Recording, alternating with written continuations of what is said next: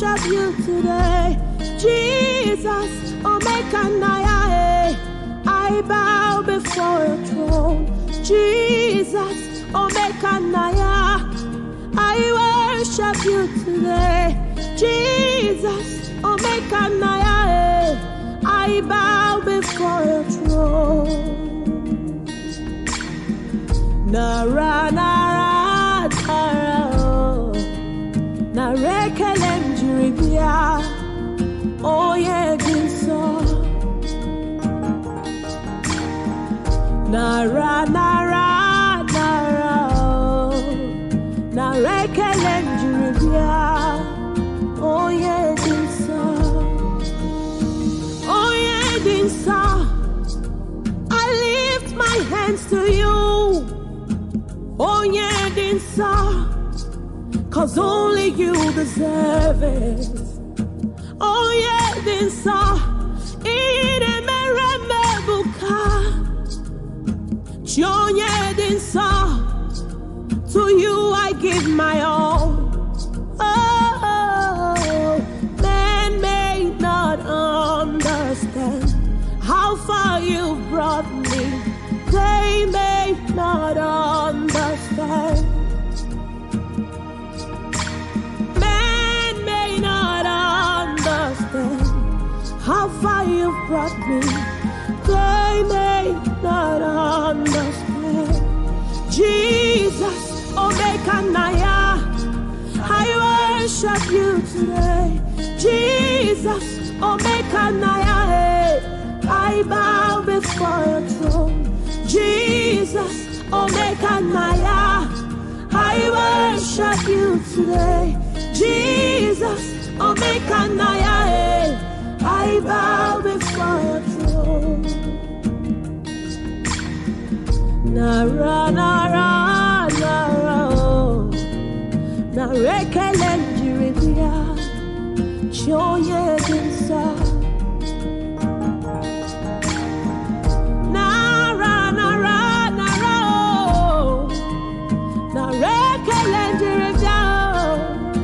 Oh yeah, Vinsa.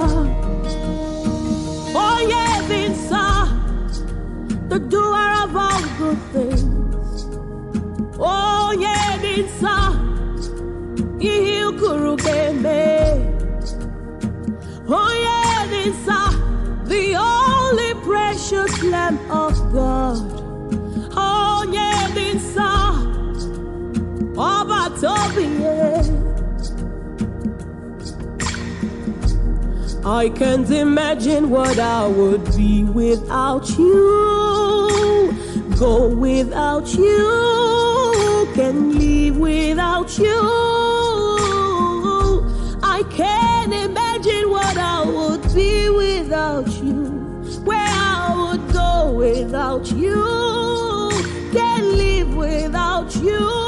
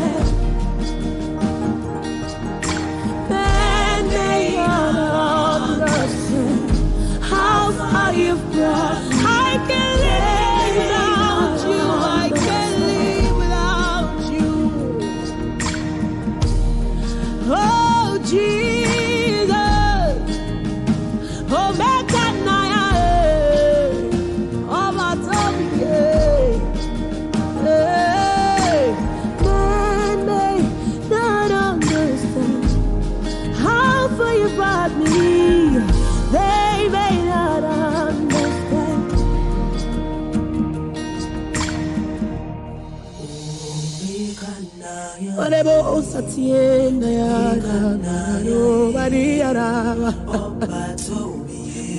Oh, Batobie. Man Omekanaya will change your story.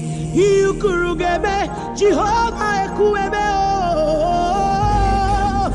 Omekanaya.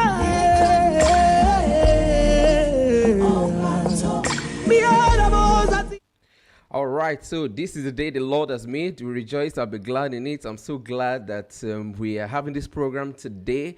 I want to say good afternoon to those in Nigeria, Lagos, Nigeria, and the whole of Nigeria.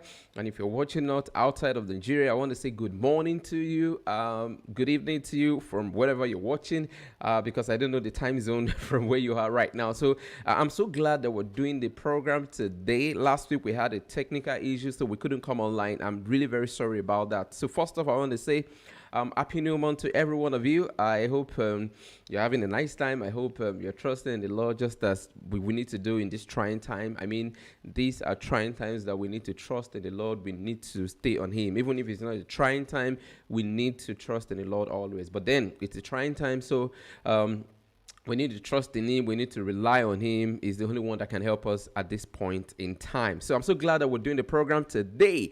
Now, we're going to be having a very important topic of discussion today. I mean, this is like a sequel to what we have been talking about all the while. So we've been talking about the Nasaras and the Qur'an Christians. We've been talking about this topic of discussion for a while now, and we've been engaging Ustaz Jamiu Adegunwa. We've been engaging him on this topic of discussion. So today we're going to be talking about this topic, and it's going to be the last episode we're going to be having for today. So this is the third part. We had the first part, that we had the part 1, part 2, and this is part 3. So what we're doing in this episode is to respond to the claims of Ustaz Jamiu Adegunwa by saying that the Nasaras are not the Christians according to the Quran. And we've seen from part 1 to part 2, we've seen that claim is not substantiated. There is no backing, enough backing for that claim. So it is not a claim to be taken very seriously. So we've seen from part 1 and part 2 that this is not a very serious claim. So part 3, we're going to continue, and then we're going to put an end to this series in this particular episode. And also because in one of the things I'm going to be doing today, because in the last episode, we talked about a couple of things, but one of the things we're going to be doing today is to consult the lexicon, both the Greek and the Arabic. Okay, so we have, I'm going to be consulting this one, a dictionary of modern written Arabic. So we're going to be consulting this in the course of our presentation today. So please, I wanted to stick with me because we're going to be learning a whole lot today. So let me quickly say a shout out to the people that are online right now. I want to say a shout out to Brother Benson Sunday. Okay, you're the one I can see at the moment. I hope, I know that will join us soon, but then you're the one I can see at the moment. So I want to say a shout out to you, and I pray the Lord strengthen you, the Lord bless you. You've not really missed any of our episodes. You're always online on all of the episodes that we'll be having, so far. So thank you very much, Brother Benson, for coming online. And then I want to quickly check out YouTube also to see if we have people also from YouTube, if I can say shout out to them as well. Of course, we have an understanding that not everyone like watching stream on Facebook. You have some people watching on Facebook, while some do prefer to watch it on YouTube. Okay, so once we're able to get a kind of a notification from YouTube, then I'll let you guys know, say shout out to them, and then we continue with the program. Okay, so like I said, we have a technical issue last week, but today I'm so glad that we are able to go live. We're able to surpass the technical issue, and then so right now on YouTube we have about 3 people that are watching, and about 3 people that are watching right now. And so I've not seen. Yes, thank you very much, AJ Law. Oh, AJ Law is here. Thank you, AJ Law, for logging in. Thank you for coming in. Okay, so Demola Ibrahim, thank you very much. It says Assalamu alaikum wa rahmatullahi wa barakatuhu. So Damola, I'm also saying to you wa alaikum salam wa rahmatullahi wa barakatuhu. Okay, so we also have Otumba Floyd Ola. Okay, thank you very much, Floyd Ola, for joining in as well. So we have a couple of people joining in the stream, both on Facebook and also on YouTube as well. Okay, so we also have A brother right here also joining in on Facebook right now, and that is Kadem Danlami. Oh yes, okay, yes, yes, Kadem. So thank you very much for joining in. God bless you. Oh, we also have Bra Oni. Okay, so we have Bra Oni also. Bro, Oni, thank you very much for joining in. Thank you guys. I've missed you so much. Nice seeing you guys again. God bless you. All right, so let's get into the topic of the day. The topic of the day are the Nasaras and the Qur'an Christians. Now, we've taken a look at the first part. We've taken a look at a couple of things right there, and then we'll take a look at the second part. So today, I'm just going to go right into where we left up in the second episode. All right, so let's quickly do a recap of what we talked about in the second episode. Okay, so here's what we talked about in the second episode. We did a summary. Okay, so we're going to be doing the summary right now. So what we talked about in the second episode is that according to the Bible dictionary, the word Nazarene is used for the inhabitants of Nazareth and also used for Jesus Christ. And eventually, it was a term that was used, for the Christians, a term of reproach. So when they were using this term for the Christians, it's not as if they wanted to praise them. It's not as if they wanted to eulogize them. I mean, like say, hey, these guys are great guys and all of that. No, they were using it as a term of contempt. Like, hey, these are the followers of the guy that came from Nazareth, okay? So these are the followers of Jesus Christ, of Nazareth, okay? Jesus Christ, the Nazarene. So they used it as a term of contempt for the Christians, and that is according to the Bible dictionary. We could even see this also from the Bible as well. So it's not just the Bible dictionary telling us about this. We could also see this from the Bible. Now let's go further also. Now another thing that we also discussed in the last episode is that the word Nasara was translated by qualified Muslim translators and linguists as Christians in the Quran. Now, you remember, one of the things that the Ustaz says was that, you see, those who translated the word Nasara to Christians actually had a Christian origin. In other words, some of these people were influenced by the Christian theology. Some of them are influenced by the Christian education. And that's the reason why they have no option that to translate the word Nasara to Christians. But we've seen that that is not the case, because if we take a look at a good example of, for instance, Mufti Muhammad Usmani, who is actually a Muslim right from the onset. He was never, ever influenced by the Christian education or Christian theology, and he translated the word Nasara as Christian. We also take a look at the translator, the duos. We talked about Muhammad Musin Khan also, and Taqid al-Hilali. So we talked about these guys, so especially Hilali. We talked about Hilali not having any Christian influence in his life, and he was able to translate the word Nasara as Christian. He's not the only person that translated the word Nasara as Christian. There are so many other translators. And we also noted that there are some translators that left the word the way it is. So instead of transferring or translating Nasara to Christians, they translated it from Nasara to just Nazarene. That is exactly what they did. But they have an understanding, okay, that the Nazarene, according to them, that the Nazarene are the followers of Jesus Christ. Okay, so we established that the notion that the Ustaz has, that, okay, those who are translating the word Nasara to Christians are either ignorant or are influenced by the Christian education or whatever. We discover that notion is actually wrong. It is not substantiable. Because we demonstrated that those who are learned, who studied Arabic and are linguists, okay, they translated this word as Christian from the Arabic, which is Nasara. All right, so we're going to be moving further today. We're going to be seeing more evidences to see how the word Nasara, okay, if it is actually referring to the Christians or is referring to some followers of Jesus Christ that are no longer existing again, okay? So that's what I want us to see today, and we're going to be moving further, okay? So what I'm going to be doing right now is that we're going to be going into the Greek lexicon, okay? We're going into the Greek lexicon and see how this word is being used and what it means, okay? We're going to go into the Greek lexicon and see how the word is used and what it means, okay? So by the time we check out the Greek lexicon, now I'm talking about the strong Greek exhaustive lexicon, which is actually right here.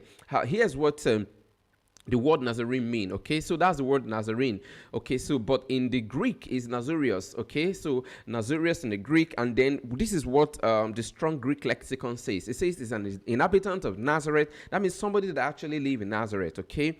Or by extension, a Christian. All right, so it's telling us right here that the word means an inhabitant of Nazareth, meaning somebody that lives in Nazareth, okay? Somebody that actually lives in Nazareth.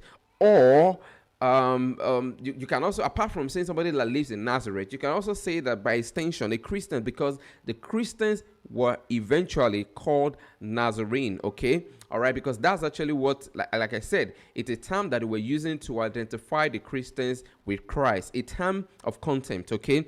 They're actually trying to demean the Christians. So they were using this word to demean the Christians, all right? So that's actually what the term means. So as we're seeing from here, also, by the time you check out Acts chapter 24, verse 5, you discover that we have this verse of the scriptures confirming the fact that the word Nazarene, or yes, as is used right here, the word Nazarene is actually used for the Christians. For instance, in Acts 24, verse 5, we read, "For we have found this man a pestilent, okay, a pestilent fellow, and a mover of sedition among all the Jews throughout the world, and a ringleader of the sect of the Nazarene." This is actually referring to Paul, all right? So even in the days of Paul, the Christians were actually called Nazarene, okay? They were called Nazarene. Why? Because they were actually identifying them with Jesus Christ, okay? So this is a known fact. This is not something that is being that they're just trying to create out of the blue. No, it's a known fact, and it's something that even the enemies of Christ, the enemies of the Christians, are calling them, okay? So how can somebody now come from from somewhere and say, hey, the Nazarenes are not Christians, the Nazarenes are the followers of Jesus Christ that no longer existed, they have a different belief from that of Christ? I mean, how can you come with that kind of belief, and then that kind of point without even substantiating it? Now, you can come with claims. I mean, we have a lot of claims in the world, but then when you come with a claim, you should be able to back your claim up, okay? So if you're saying that the Nasaras are not Christians, then you need to be able to back this up. But from what we've been able to see so far, this is not the case. Now, this time around, what I'm going to be doing is to consult this Arabic dictionary, okay? I'm going to be consulting this Arabic dictionary. Like I said, this is the dictionary of, okay, a dictionary of modern written Arabic, and this is actually put together. It's actually edited by Hans Werer. Okay, so this is a classical work. Even the Muslim consult this, they use this. So apart from Lane, okay, so they also consult this as well. So we're going to be taking a look at the word Nasara, see what it means from this Arabic dictionary. All right, now remember, this is not a polemic a work. This is not a work that was made by Christians to try to pull down Islam, to try to refute Islam. No, this is an Arabic dictionary. All right, so we're going to be going into the Arabic dictionary right now, and then we're going to be seeing right from the Arabic dictionary to see what the word means, the word Nasara. All right, so that's the word Nasara right there in the Arabic, and according to the Arabic dictionary I've just shown to you right now, in page 970, it says that the word, okay, now it is not me saying this, and I have to quote it exactly the way it is, so you get to know that Corrida is not the one making this up, okay? So it says that the word Nasara actually means what? It means to help, to aid, to assist, to render victorious, lend triumph, to deliver, to keep, to protect, to save. That is just one of the meaning. And then you have another meaning again, meaning two. It means to Christianize. It means to convert into Christianity. And then you have another meaning also again. It means to help, to aid, to assist, to support, to defend, and also to protect. And then going further also, if you check out Quran chapter 61 verse 14, you will also see, a resonance of what we're talking about right there. Now going further on the meaning of the word Nasara also, the fifth meaning, it says to try to help, to seek to support, to stand up for, or to become a Christian. Please, I want you to know this. This is not something that we are making up. We're quoting this from the Arabic dictionary, all right? We're not making this up, okay? All right, so let's go further. It also means to what? To render mutual assistance, to help each other. And also, the next one, okay, it says to come to be victorious, to gain a victory, to be triumph, to take revenge. And then also, interestingly, the word Nazarene, okay, Nasrani. In fact, I've seen a couple of Muslims that use the word for some of us on Facebook. Okay, they say the Nazarene. Okay, so the word Nazarene, actually, the word is actually translated as Christian in this particular Arabic dictionary. Okay, it defines it as what? As Christians. And again, if you want to confirm this, you can check out as well a dictionary of modern written Arabic. That's page 970. All right, page 970. That is where you can actually get to see this reference. Now, we've seen from the dictionary, the Arabic dictionary, that the word Nasara is actually the word Christian. Okay, now aside the word, translating as the word Christian, you can see that it also means to help, to aid, it means to assist and all of that. And you will see why this is really very important, because there is a verse in the Quran where Jesus Christ was asking, who are those? Now, of course, the Isa of the Quran was asking, who are those who will help me in the cause of Allah? All right. So they were asking, Jesus was asking them, who are those that will help me in the cause of Allah? And the ones that were following Jesus Christ, the disciples of Jesus Christ, say, hey, we're going to help you in the cause of Allah, and then we submit as Muslims, something like that. All right. So we are seeing now that everything is aligning together. Right from the Quran, we can see that. Right from the Bible, we see that the word Nazarene is used for Jesus Christ, is used for the disciples of Jesus Christ, is also used for the Christians. All right. So it's not something that we're making up. Like I said, inhabitant of Nazareth can also be called a Nazarene. All right. But again, we say we use this for Jesus Christ, and by extension for the disciples of Jesus Christ. We've been able to establish that right from the Bible. Now we've been able to check also the Arabic lexicon to see that this particular word means what? It means Christians. So we're not making this up. This is actually what it means. Okay, so if it means Christian, then where is the claim of the Ustaz that Nasara, or in the Quran, the Nasaras are not the Christians? Okay, so where is that claim coming from? Where is the evidence for what it's saying? Now let's quickly go to the next claim of the Ustaz. Okay. Now, that's the fourth claim. The Ustaz says that there are similarities between the Nasaras and the Christians. So we're going to be taking a look at the similarities. According to him, the similarities between the Nasaras and the Christians. Now, why is he bringing up the similarities? Apart from, the reason why he's bringing it up is because he believes, of course, that the Nasaras are not the Christians. Okay, he believes that the Nasaras are actually different from the Christians. So here are the differences that he brought up to show that there is a difference between the Nasaras and the Christians. So let's quickly take a look at the differences, the way he brought them up. Now you can see these are the Nasaras and the Christians. Now it believes, according to them, it says that both the Nasaras and the Christians believe in the following. Number one, the Nasaras and the Christians, they believe in the sonship of Jesus Christ. Now that's according to the Ustaz. Okay, now I told you some time ago, in fact in the beginning of this particular lecture series, I told you that I took my time to listen to the Ustaz. Okay, I took my time to listen to the presentation, the lecture that he made on this particular topic of discussion. Now he did about 3-part series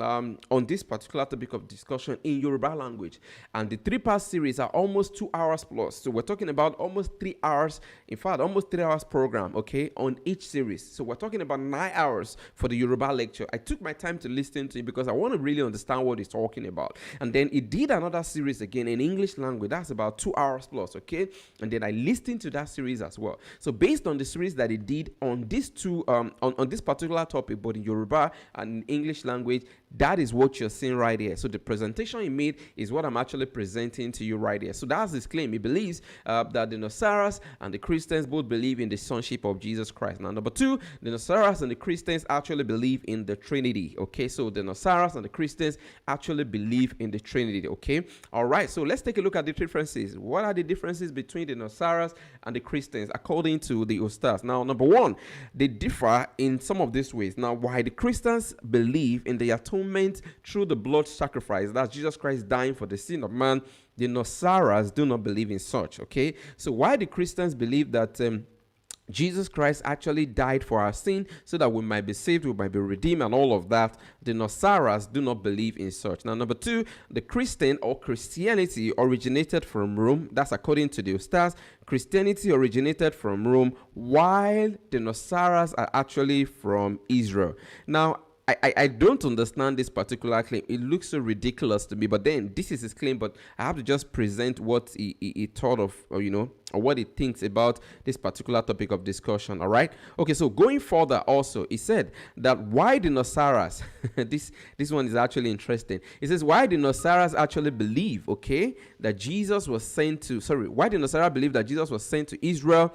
The Christians actually believe that Jesus was sent to the whole world. So he believes that, according to his claim, why the Nasaras actually believe that Jesus Christ is sent to Israel alone, that the Christians actually believe that Jesus is sent to the whole world. So those are the claims that the Ustaz had made so far concerning differences between the Nasaras and Christians. I think we can take a look at a couple of them right now to see if those claims are actually valid. Okay, so we're going to be taking a look at the claim and we see if they are valid or not. Now, the very first first one I want us to take a look at, out of this claim, is to take a look at the fact that Christianity started in Rome. I mean, that is a ridiculous argument. I mean, if you don't even know church history, merely reading the Bible alone should be able to help you to know that that is not where it started in the first place. Christianity started in Jerusalem, not in Rome, okay? Now, I know his confusion stemmed from the fact that the Christians were first called Christian in Antioch, okay?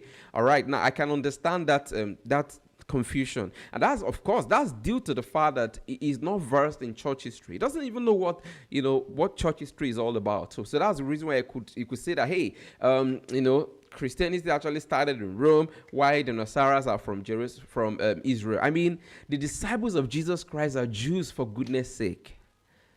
The disciples of Jesus Christ are Jews. They are not foreigners. They are Jews. They are from Israel. So how can you say that the Nasaras are from Israel and then Christianity started from Rome? I mean, what kind of argument is that? Okay, that's a very, very lame argument. But then we'll grant it that. But let's take a look at it, all right? Now, in Acts chapter 1, verse 8, let's take a look at what Jesus Christ actually told his disciples, okay?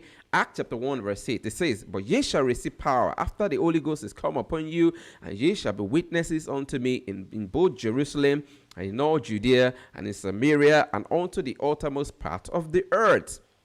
All right, so this is Jesus Christ talking. Jesus Christ is saying right here that you disciples of mine, you're going to be witnesses of me where? In Jerusalem, okay? Now in Judea. And then he move on to say Samaria, and then he says in all over part of the world. And that's the reason why we are Christians today, because Jesus Christ actually wanted his disciples to spread the word, the word of salvation, all right?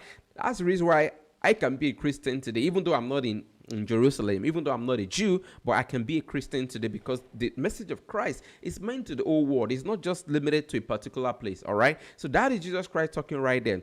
And he's saying that the message is start in Jerusalem. Okay, it says you guys are going to be talking about me, you'll be witnesses of me, the things that you've seen about me in Jerusalem, in Judea. I mean, Rome is not even mentioned in the first place. I mean, what are you talking about? That Jesus Christ, the Christianity actually started in Rome. There's nothing like that, okay? Now, like I said, the reason why he was confused about this is because when the disciples were actually doing all of the things that they were doing, and in Jerusalem, and there was a kind of persecution that happened, the disciples, some of them had to flee from Jerusalem, okay? They had to flee to other places, Antioch, and other places, and that is the reason why God used that to spread the message of Christianity, to spread the message of Christ, and that's how all the message of Christianity got into other parts of the world. So it's not true that it is actually started from Rome. So it is a misconception, and of course that is due to the fact that it does not know church history. Now let's go further. Now in Acts chapter 8 verse 14,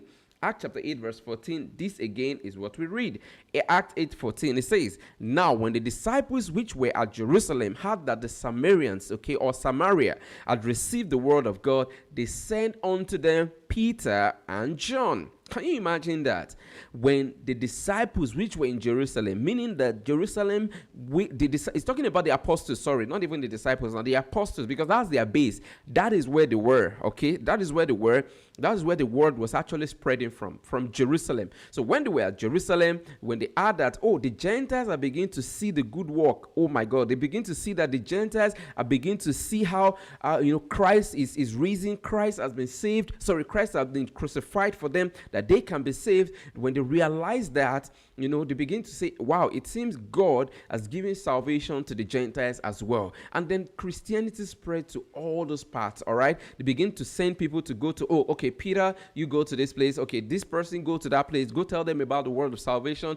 Help them to understand the message of Christianity. Help them to be able to mature in the faith. That is actually what it's all about, okay? So it is not that the Christianity that the Ustaz is talking about actually started in Rome. No, it didn't start there. It spread to Rome and into other parts of the world. So that is actually a fallacious claim in the very first place. Now let's take a look at the second claim, okay?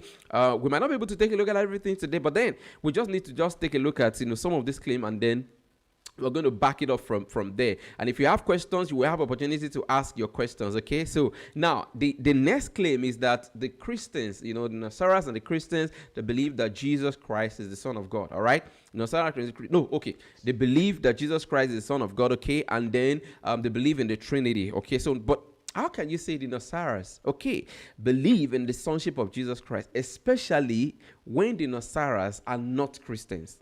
All right.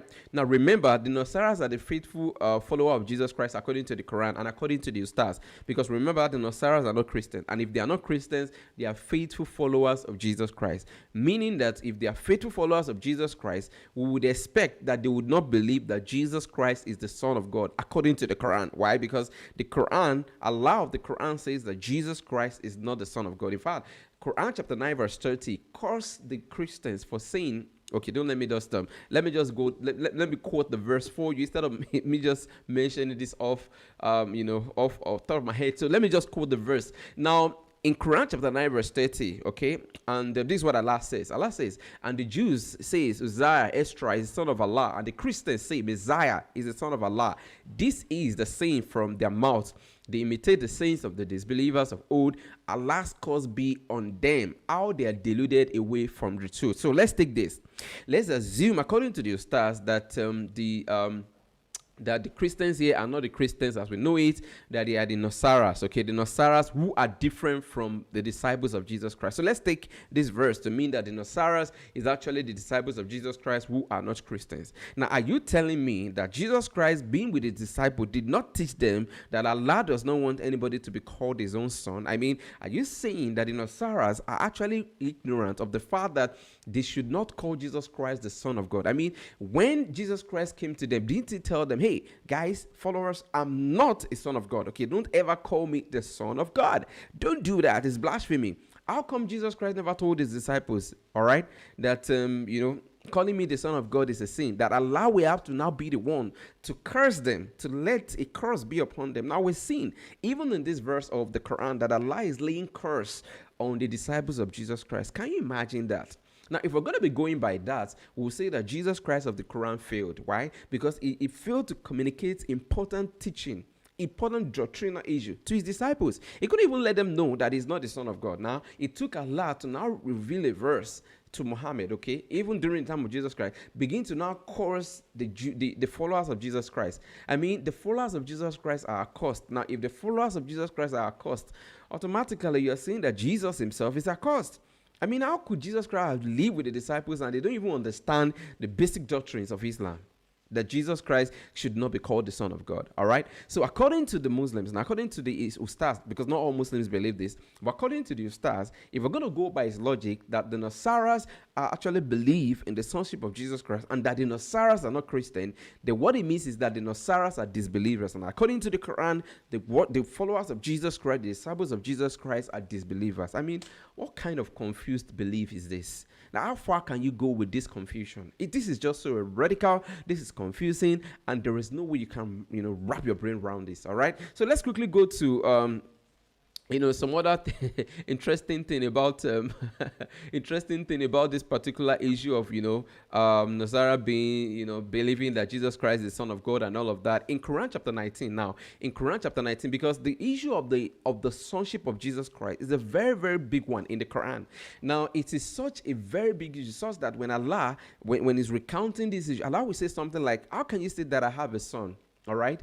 There is a monstrous thing to say that Allah has a son. In fact, they say that it is not befitting for Allah to have a son. Why? Because the author of the Quran thinks that when we say that Jesus Christ is the Son of God, or when we say that God has a son, the author of the Quran believes and thinks they were saying that Jesus Christ or God actually had sexual intercourse with a woman, and then from there he had sons and daughters. I mean, that is not what we believe as Christians. That has never been our belief. We believe that this is a spiritual thing where we say we are the son of God. We're not saying that we are son of God in a sensual sense or in a physical sense. No. And that's what John chapter 1 verse 16 to 18 says. It says we are son of God not by the will of the blood, not by man, but by the Spirit. I mean, it is not something that we do physically, and that's the reason why the author of the Quran says something like, how can Allah has a son when he does not have a wife?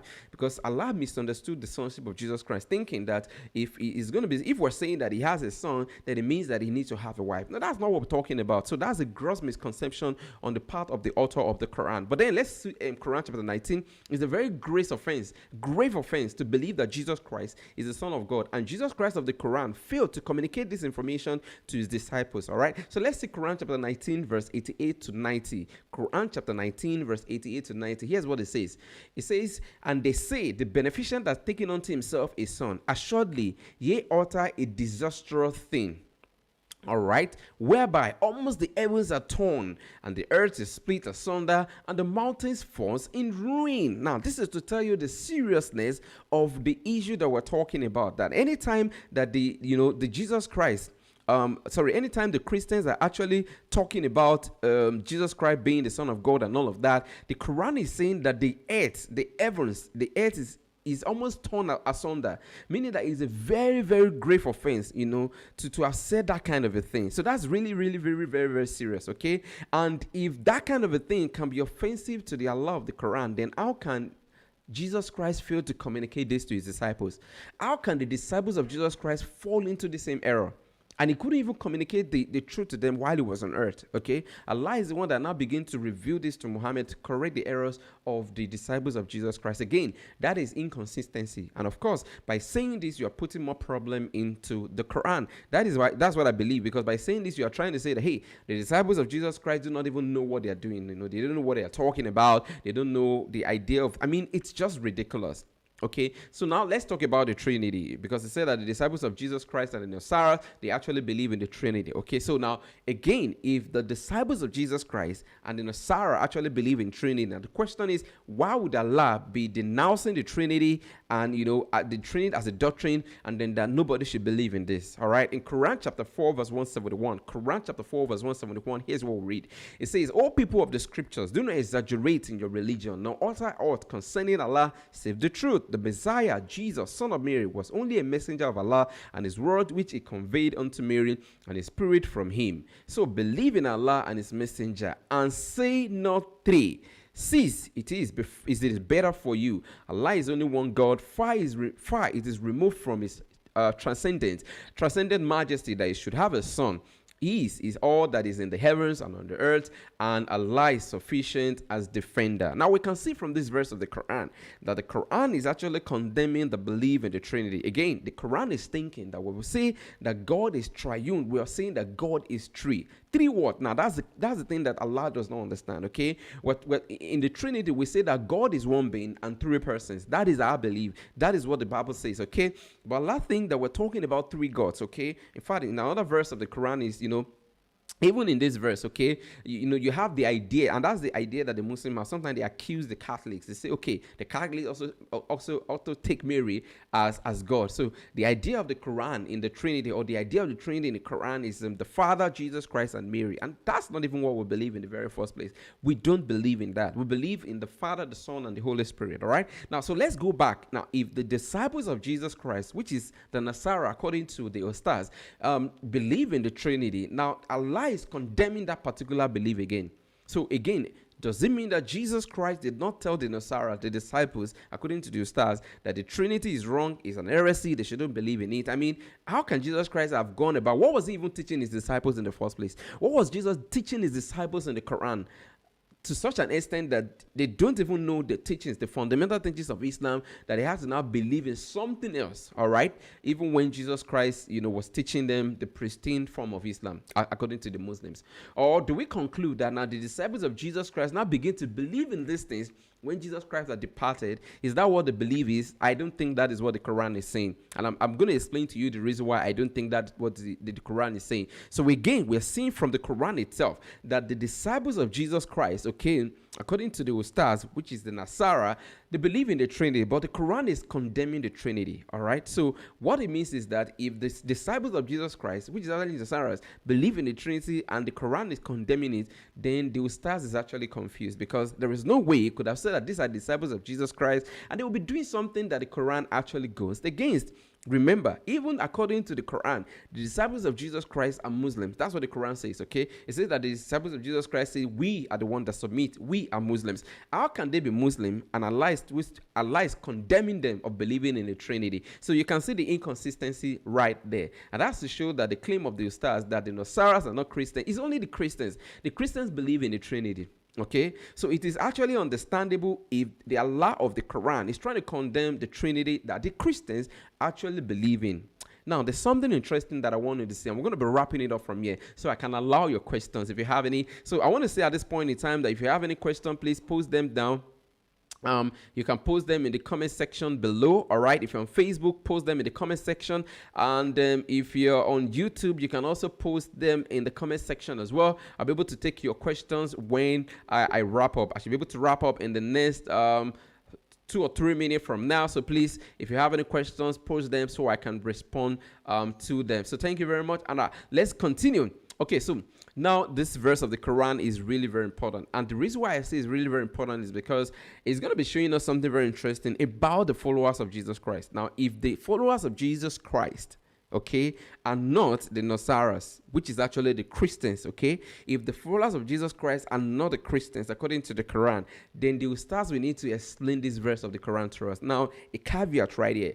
The Ustaz I'm addressing, Ustaz Jamiu Adegunwa, actually believe that the Muslims are not the followers of Jesus Christ, okay? So that's interesting. Now, of course, if you're hearing this for the very first time, you might be shocked being a Muslim hearing this, but that is his belief. The Ustaz believe actually that Muslims today are not the followers of Jesus Christ, okay? They are not following Jesus Christ, that they are the followers of Muhammad, not that of Jesus Christ. So you need to have the understanding if you are a Muslim. Now, I'm not saying that that is what you believe. I'm just telling you what the Ustaz believe, okay? All right, so let's read this verse of the Quran. Really very important. Now, that's Quran chapter 3 verse 55, okay? Quran chapter 3 verse 55. Let's quickly read this verse of the Quran, and then we're going to make a submission from here. Now, Quran chapter 3 verse 55 says, "And remember when Allah said, O Jesus, lo, I am gathering thee and causing thee to ascend unto me, and I'm cleansing thee of those who disbelieve, and I'm setting those who follow thee above those who disbelieve unto the day of resurrection. Then unto me ye will all return, and I shall judge between you as to that wherein you used to differ." Now, I want you to note this very well. Very, very important point that I want you to notice. Number one, it is that those who follow Jesus Christ will be what?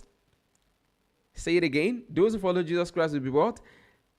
And I wanted to say it again, that those who follow thee, that's Jesus Christ, will be what? Will be above those who disbelieve. Meaning that the followers of Jesus Christ will be above those who disbelieve. Now, again, I've mentioned the fact that the Ustaz says that Muslims are not followers of Jesus Christ. That's what it says. It says Muslims are not followers of Jesus Christ, that Muslims are followers of Muhammad. So if we're going to go by the submission of the Ustaz that Muslims are not followers of Jesus Christ, what it means is that the followers of Jesus Christ are the ones that will be made above those who are not the followers of Jesus Christ. So if the Muslims are not followers of Jesus Christ, then where are the followers of Jesus Christ today? So the question is, where are the Nasaras today? Now remember, Allah says, according to the verse, let's read that again. Probably you didn't notice it. It says, those who follow Jesus will be made above those who disbelieve until the day of resurrection. Meaning that the followers of Jesus Christ will be existing right from the time of Jesus Christ till the day of resurrection. Now, I hope you're catching that right now. So that is what it means, that the followers of Jesus Christ will be above those who have not followed Jesus or disbelieve in his message from now to the day of resurrection. So if the followers of Jesus Christ are still existing till now, then the Ustaz need to tell us where the Nasaras are today. All right? The Ustaz need to tell us where the Nasaras, the ones that this verse is talking about, okay, the Christians, because I believe that the Nasaras are Christians, and the translator of the Quran also believe that as well. So if the Ustaz is telling us that the Nasaras are not the Christians, so he needs to tell us where the Nasaras are today in the world. It needs to tell us. If it's not telling us, then what it means is that his proof or his claims or the things that he's saying cannot be substantiated, and he should stop saying those things. I mean, it means it doesn't hold any water. Now, finally, my message to the Muslims. Now, I am a follower of Jesus Christ. I believe in his message. I know you might want to say you believe in Jesus Christ and that you follow him, but that's not the truth. Because by the time we go into the message of the historical Jesus, and I'm talking about the Jesus of the gospel, because the Jesus of the Quran cannot be substantiated historically, and you know that, all right?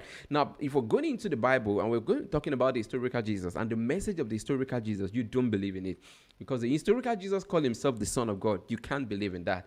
The historical Jesus called Jesus, the Father is God, already, okay? He called God his Father. You don't believe in that, do you? All right. Now, the historical Jesus said he was going to be crucified, that he will be crucified. Now, you don't believe in that. Your Quran is saying, "Walakin should be Allahum," meaning that it was just made to appear. So, you don't believe in that as well. Okay. So, there's so many things that I follow, I believe in, in the message of the historical Jesus that you don't believe in. So, you can't call yourself the follower of Jesus Christ. But take a look at what the Quran is saying. The Quran is saying that those who follow Jesus Christ, Christian, who follow Jesus Christ will be made above those who disbelieve.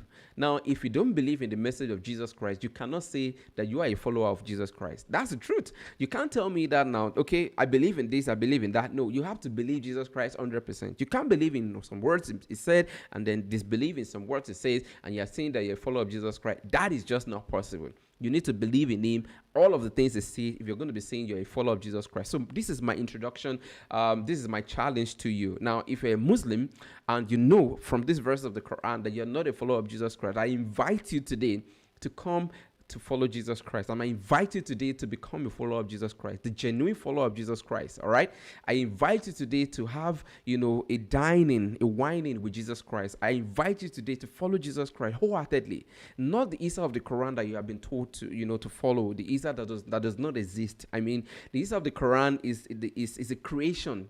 Okay, it's not something that actually exists in reality. It's something that was created just for you to believe in, all right? But I want you to follow the main substance, the Jesus of the Bible. He's the one that told you that he came to die for your sin, all right? In Mark chapter 10, verse 45, it says that he has not come to serve, but to be he has not come to be served, but to serve, and also to give his life as a ransom for many. He's saying that he wants to give his life to you. He's ready to lay his down he's even done that for you already. He's laid his life down for you already. What you need to do is to accept the offer that is given to you right now as a Muslim. Okay, now that's my invitation to you, and I'm going to be closing with this. The true Jesus, the Jesus of the Bible, which is the historical Jesus, is always calling. No matter what you're thinking, if you think you've gone far into Islam, he can't accept you again because of a position, your belief, the things you've done, that's not true. He's ever willing to accept you. He's ever willing to bring you home to the Father. Come on home, just like Dr. J. Smith would say. Come on home. All right, so that's what I'll be saying to you today. Now, if we have any question, please, you can post your question right now. All right. If you have any question, please post your question right now, and then we can talk about the question. Okay, so Bra Oni says that in some other translation, it says that they will be victorious. Okay, thank you for that. It says they will be victorious. Okay, so that's interesting. I will look into that. I will see if there will be, if there's actually variant in that verse of the Quran, and I want to see the reason why some are saying will be victorious, and the others are saying that they are always victorious until the day of until the day of judgment will be above. Okay, now also if you have any question, again, I want you to actually point that out. Okay, post it in the comment section, and I would like to actually talk about the questions. Okay, Brad Benson, you're saying in words, please, above. Above. Okay, so I didn't get that question from Brian Benson. So please, Brian Benson, you might want to ask that question again. I didn't get that from you. So let us go over to YouTube and see if there are questions right from there, so that we can actually answer those questions if there are questions right there on YouTube.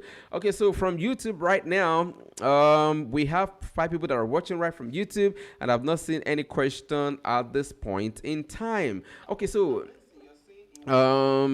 what I'm saying right here is that why did Allah contradict himself if he's all knowing? So that's bro Altumba asking that question, bro Floyd. Well, there's so many things in the Quran that Allah contradicted himself about. In Quran chapter 2 verse 62, you're told that the Christians, the Jews, the Nasara, everybody will go to heaven. And then in Quran chapter 3 verse 85, we're told that it's only those who believe in Islam that go to heaven. So there are a lot of ways that Allah contradicted himself in the Quran. So well, Bra Pupola says, Shalom Alaikum. Okay, thank you very much. Shalom Alaikum. Yes, thank you very much, brother. God bless you. Bra Pupola, thank you very much. Neem Grace, the Isa of the Quran, Nove Bird is a killer. Okay, yeah. For those who do not know, well, if you've been reading the Quran, you'll get to know that the Isa of the Quran actually created a bird. They're just taking all the stories from the Gnostic gospel and then put it in the Quran, and they see that as an inspiration. That's really very terrible. Okay, so somebody says, are you broadcasting from Nigeria? Nim Grace, yes, we are broadcasting from Nigeria, from Lagos, Nigeria. Yes, Nim Grace, yes, thank you very much. God bless you. We're broadcasting from Lagos, Nigeria. Now, if you're watching this program on YouTube, I have not liked the page. That's the YouTube channel, so please click on the subscribe button and like the channel, because we're going to be doing a whole lot and you don't want to miss out from there. All right, now if you're on Facebook as well and you have not liked the page, please make sure you do that. Okay, so make sure you do that, and then so you make sure that when we have an update, you don't get to meet out as well. Right here on Facebook, bruh. Okay, so bruh Benson says that even some superiors, so some translation actually says superior. Okay, some translation of the Quran actually use the word superior. That's interesting. Wow, that's interesting. Okay, great. Thank you very much for that. Ibrahim Al-Masisaki was saying he's having difficulty. Oh my God, difficulty in logging into Facebook or YouTube. Which of the I'm having difficulty. I'm having some difficulty. So, Brasaki, can you please tell us what the difficulty is about, so that we can take note of that, and then we'll walk through that in the next episode. So if you want to call in to ask questions, the number to call in is actually on the screen right now. You can call in to ask your question right now because we've gone ahead of time. I'm going to be making some announcement now, but before then, so like I said, you can call in right now if you want to ask a question or if you want to make a contribution. So the number to call in is actually on the screen. That's 234 234-8127-999-591. 234-8127-999-591. That's if you're calling outside of Nigeria, you will have to add the 234 code. But if you're not calling outside of Nigeria, if you're calling in Nigeria, you do need to add the 234. You just need to dial the number straight away. 08127-999-591. So that is the number to call if you want to call in today. Now, also, next week, Lord willing, we're going to be having an interesting guest again. He's been on the show before, and we're going to be having him again, and that is in the person of Dr. J. Smith. Yes, Dr. J. Smith is coming back again, and this time around, we're talking about the Quran in search of non-existent book. Okay, in search of non-existent book. Okay, so that is the topic we're going to be talking about. Okay, Lord willing, next week on the 8th of November, 2020, that is the topic of discussion we're going to be talking about, and that is 1 p.m. Nigerian time. That is 8 a.m. Eastern Standard Time. So we're bringing back Dr. J. Smith again. So you want to make sure that you don't miss that. All right. So we're going to be talking about the topic, the Quran in search of the non-existent book. Now, another interesting guest we will be bringing next week also, but not on Sunday. You know, the show, we usually have the show on Sunday, but this time around, this guest is going to be coming on a Saturday. All right. So what it means is that we're going to be having two shows. We'll have one on a Saturday, and then we're going to be having one on a Sunday. Remember, this one is next week Sunday. All right. We're going to be having Dr. J. Smith next week Sunday. Then on Saturday, we're going to be having, that's the Saturday that follows the next week Sunday. We're going to be having, guess who we're going to be having on the show? We're going to be having Atuntash on the show. All right, yes. We're going to be having Atuntash on the show. So Atuntash will be coming to the show.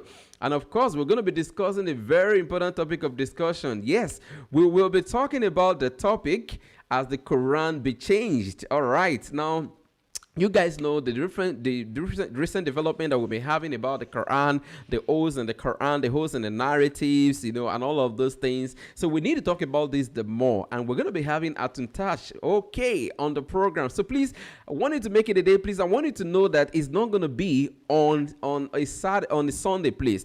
This particular one will be on a Saturday. Then a day after, meaning on a Sunday, we're also going to be having the regular program. Now, the reason why we're not having this on a Sunday is because Acton Tash will be busy at the Speaker's Corner on Sunday. We all know that. You usually go to the Speaker's Corner on Sunday, so we'll not be opportune to come on Sunday. And that's the reason why we're going to be having this on Saturday. Then on Sunday, we're going to be having another show as well. So what it means is that next, on that particular week, we're going to be having two programs of the System Apologist Live. One is going to be on a Saturday on the 14th of November. Another one is going to be on the 15th of November. I'll tell you about the guests we're going to be having on the 15th. But Lord willing, before the week runs out, or even on next week Sunday, I'll let you know about that. So those are the guests we're going to be having. So please, I want you to keep it a date, and please invite your friends. Okay, you need to invite your friends so that they can take advantage of this. If you have Muslim friends who wanted to ask questions, please, you can invite them. Let them come ask their question from our guest. All right. So someone is asking a question again. It says, does the Quran mention Joseph Joseph, the foster father of Jesus Christ. Now, the Quran did not mention Joseph. No, the Quran did not actually talk about Joseph. It only talked about Mary. All right. So the mention of Joseph was not in the Quran. Okay, so that the Quran was actually silent on that. Okay, so again, so we have people right there that are saying, does the Quran mention the first? Okay, yeah, I've actually answered the question. And then we have Baby Code right there. Oh, the Baby Code, thank you very much. You can rewatch the program. Okay, so we have, yeah, those are the guys that we have right there. I really want to say a big thank you to every one of us, every one of you right there on YouTube and also on Facebook. Thank you for coming in. Thank you for coming into the program. Thank you for your contribution. Really appreciate you guys. Again, I'm so sorry that we couldn't come on live last week. Again, that was due to technical issue, but we're trying to sort it out. We're trying to sort it out such that this technical issue will be gone and will be gone for good. And we're working on that very, very seriously, and it will be gone for good. And apart from that, we're also trying to update and also improve some of the things that we do, improve some of the gadgets that we use, and then just to make sure that we bring you the very best of the best to equip you in your faith and also to help you minister to the Muslims as well. So thank you very much. God bless you. My name is Korede Olawoyin. Well, the coronavirus is still out there, but make sure that you stay so safe. Make sure that you wash your hands regularly. I don't see people using face masks regularly as before, but then make sure you stay safe. Thank you very much, and God bless you.